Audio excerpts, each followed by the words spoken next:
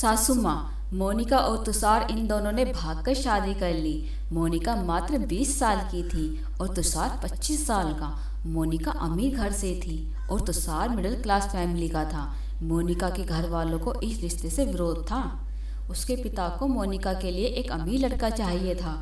वैसे भी मोनिका के पापा के मुताबिक उसकी शादी करने की उम्र नहीं थी। थोड़ी सी समझ आने पर वह तुषार को भूल जाएगी, ऐसा मोनिका के पिताजी को लगता था। तुषार के माता पिता को इस शादी से कोई दिक्कत नहीं थी। मोनिका की पढ़ाई पूरी हो और तुषार को भी अपने करियर में अच्छे से ध्यान देना चाहिए, ऐसी उनकी इच्छा थी। बाद में वक्त आने पर वह मोनिका के मम्मी पापा से बात करेंगे, ऐसा उन्होंने तुषार से बोला था। एक बार मोनिका और तुषार को बाहर घूमते हुए मोनिका के बड़े भाई ने देख लिया। मोनिका को जबरदस्ती घर लेकर गया। उसके घर में मानो तमाशा होने लगा। उन्होंने मोनिका के घर से बाहर जाना बिल्कुल बंद करवा दिया। लास्ट में दोनों ने भागकर शादी कर ली। मोनिका के घर वालों ने उससे सारे रिश्ते तोड़ दिए। तुम कभी भी खुश नहीं रहोगी, ऐसे उसे बद्दुआ दी। तुषार के घर वालों को उनका विरोध था, पर उन दोनों का लिया हुआ फैसला उसके मम्मी पापा को पसंद नहीं आया। उन्होंने कहा, हमें एक बार बताया तो होता, हम कोई न कोई मदद अवश्य करते। हम मोनिका के घर वालों से इस बारे में बात करते, ऐसे तुषार को उन्होंने कहा। पर अब जो हुआ सो हुआ। उन्होंने मोनिका को बहू के रूप में स्वीकार कर लिया। मोनिका और तुषार को लेकर वह मोनिका के मायके भी गए, पर मोनिका के पापा अपनी जिद पर अड़े हुए थे। उन्होंने मोनिका का चेहरा देखने से भी इनकार कर दिया। पापा के खिलाफ जाने की हिम्मत किसी में भी नहीं थी। मोनिका के लिए अब मायका पूरी तरह से छूट गया था। धीरे धीरे मोनिका का तुषार के घर में मन लगने लगा था। अब अपना जो कुछ भी है वह यहाँ पर ही है, यह उसे समझ में आ गया था। मोनिका बड़े लाड़ प्यार से बड़ी हुई थी। उसे कोई भी काम करने की आदत नहीं थी। हमें उसे ही सब कुछ सिखाना पड़ेगा, ऐसा तुषार की माँ यानी कि मोनिका की सास को पता था। सब कुछ अच्छे से चल रहा था, पर नियति के मन में तो कुछ और ही चल रहा था। उनकी शादी को जैसे तैसे 1 साल हो गया और एक एक्सीडेंट में तुषार दुनिया छोड़कर चला गया। सभी पर दुखों का पहाड़ टूट पड़ा। जवानी में ही बेटे की मृत्यु होने के कारण तुषार के पापा को जबरदस्त मानसिक धक्का लगा। मोनिका भी पूरी तरह से टूट गई थी। अभी तो उनकी गृहस्थी शुरू ही हुई थी। मोनिका के मायके वालों को जब यह बात मालूम पड़ी, तब भी मोनिका के मायके वालों से कोई नहीं आया। तुषार की माँ इन सब बातों में धैर्य से बर्ताव कर रही थी। तुषार के अंतिम संस्कार कार्य को निपटाकर उन्होंने मोनिका को उसके मायके छोड़ने का निर्णय पक्का किया।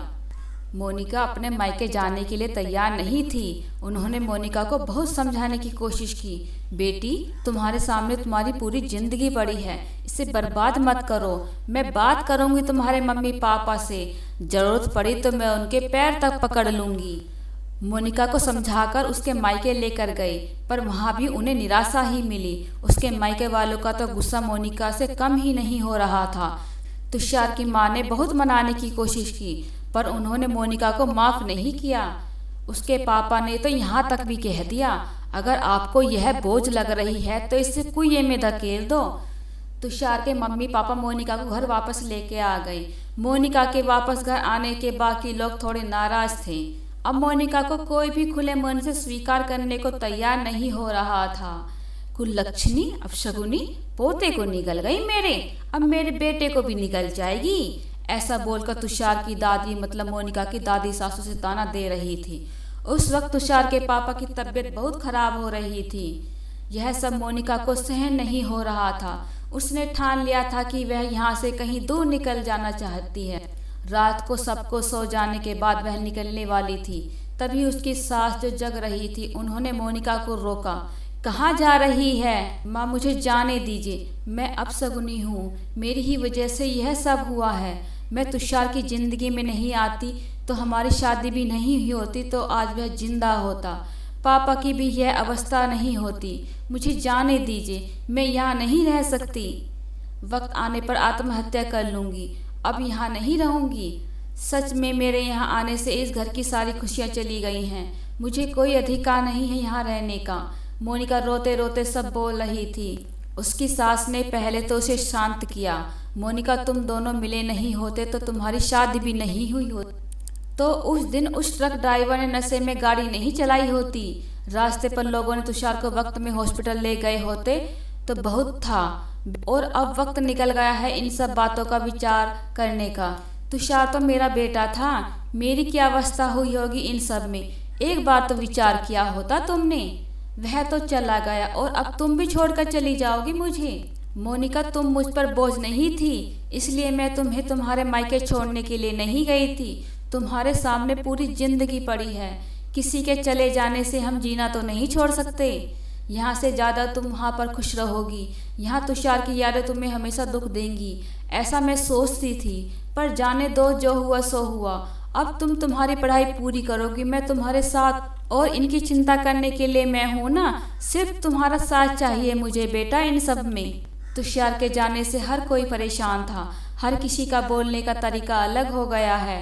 तुम्हारा दुख मैं अच्छे से समझ सकती हूँ, पर तुम्हें संभलना होगा, लोगों का बोलना नज़रअंदाज करना होगा। तुम्हें मन लगाकर पढ़ाई करनी पड़ेगी। तुम कोई भी गलत फैसला नहीं लोगी, इसका मुझे वचन दो। मैंने मेरा जवान बेटा गंवाया है और अब बेटी को खोना नहीं चाहती हूँ मैं। सास की बातें सुनकर मोनिका को रोना आया। उसने सास को गले से लगाया। माँ, मैं कहीं नहीं जाऊंगी आपको छोड़कर, आप जैसा बोलोगी वैसे ही मैं करूंगी। मोनिका की सास भी मन भर कर रोई। आज पहली बार उसका दुख फूट फूट कर बाहर आया। आगे मोनिका ने मन लगाकर पढ़ाई की। बहू नहीं, वह उस घर की बेटी बनी। बहुत सारे ताने, बुरी बातें सुनी उसने। हर एक राह पर उसके साथ उसकी सास थी। वो दोनों एक दूसरे की ताकत बनी। मोनिका IAS अधिकारी बनी। अब उन्हें दोष देने वाले लोगों का मुंह बंद हो गया था। मोनिका के मायके वालों को जब यह बात पता चली तो उसके पापा के सिवाय मायके के बाकी लोग उसे पूछने लगे थे। सास ने अच्छा जोड़ीदार चुनकर मोनिका की दूसरी शादी करा दी। शादी के बाद भी मोनिका अपनी सास को कभी नहीं भूली। अंतिम समय में भी मोनिका रात को दिन करके सेवा में हाजिर होती रही। सास के रूप में मोनिका उसकी जिंदगी जीना सिखाने वाली उसकी माँ मिली थी। पर सच में मोनिका की सास जैसी कितनी समझदार औरतें इस समाज में हैं, जो एक चौखट से बाहर जाकर सोचती हैं और दूसरों का आधार बनकर उनका जीवन सफल बनाती हैं। दोस्तों, कैसी लगी आपको यह कहानी? अगर थोड़ी सी भी अच्छी लगी हो तो लाइक और सब्सक्राइब करना ना भूलें। फिर मिलते हैं एक और अच्छी कहानी के साथ। तब तक के लिए बाय बाय, धन्यवाद।